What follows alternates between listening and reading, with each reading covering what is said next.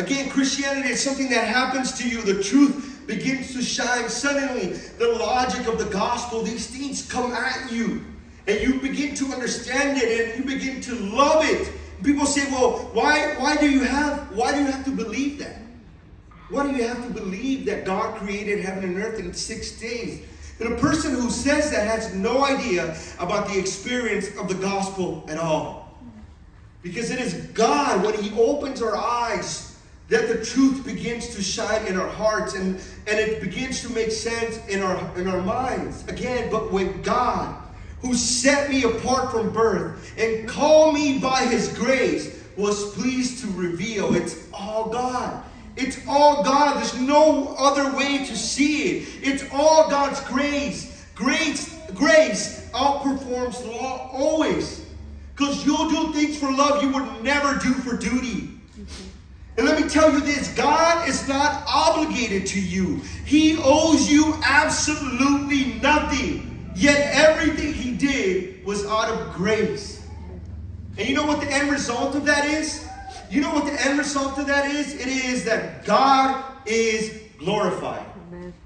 That is the end result. God is glorified. Verse 23. They only were hearing it said, He who used to persecute us is now preaching the faith He once tried to destroy. The idea is this. They heard that Paul became a Christian, and they were like, this guy's a Christian? This guy now says he's a Christian? This guy's a lowlife. Have you heard about him? He's a drunk. He's an addict. Have you heard of his sins? Do you know what he's done? How can he be a Christian now? And the answer is the gospel. And as Paul in verse 15 says it, but when God called me by His grace, the gospel redeems. Why did God call Paul? Why did God call you? Why did God call me? Did He call you by what you do? By how hard you work to earn it? By how much you deserve to be saved? No. Paul tells us that He called us by His grace. The gospel redeems. Redemption is about Jesus Christ. Religion is about me. Religion says it's on me. I'll do something. I'll work hard to earn it. Redemption says God did everything. Redemption says it's all the grace of God. And you know what's so wonderful about you and me being here? You know, you and me who deserve nothing but condemnation because of our past sins, because of our past lives. You know what's wonderful about it? The beauty about it.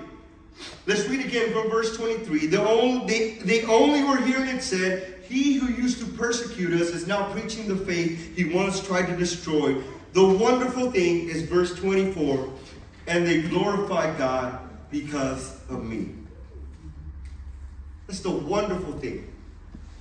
The idea is you think you're here because you're a great person. You think I'm here because I'm this holy, great saint who deserves to be up here preaching to you. No. You know what I am? I am a trophy of grace. I am an example. I'm a representation of what God's grace can do with a sinful heart. And that's what you are too. You are an example of what God's love can do in a person. And I'll finish with this. There's grace for you. There's grace for your future. There's grace for us as a family, as a church.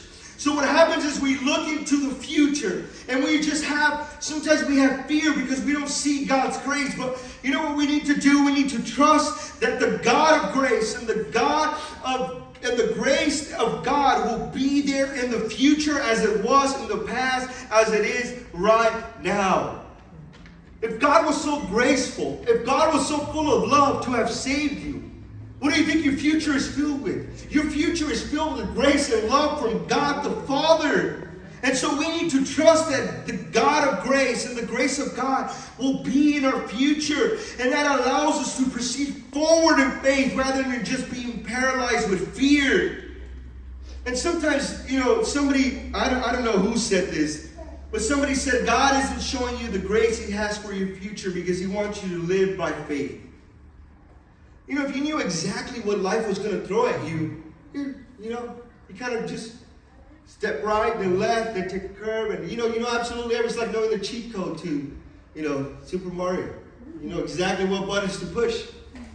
But the idea is not that. The idea is to walk by faith. And the faith is in the God who was gracious to you yesterday. That same God will be gracious to you tomorrow.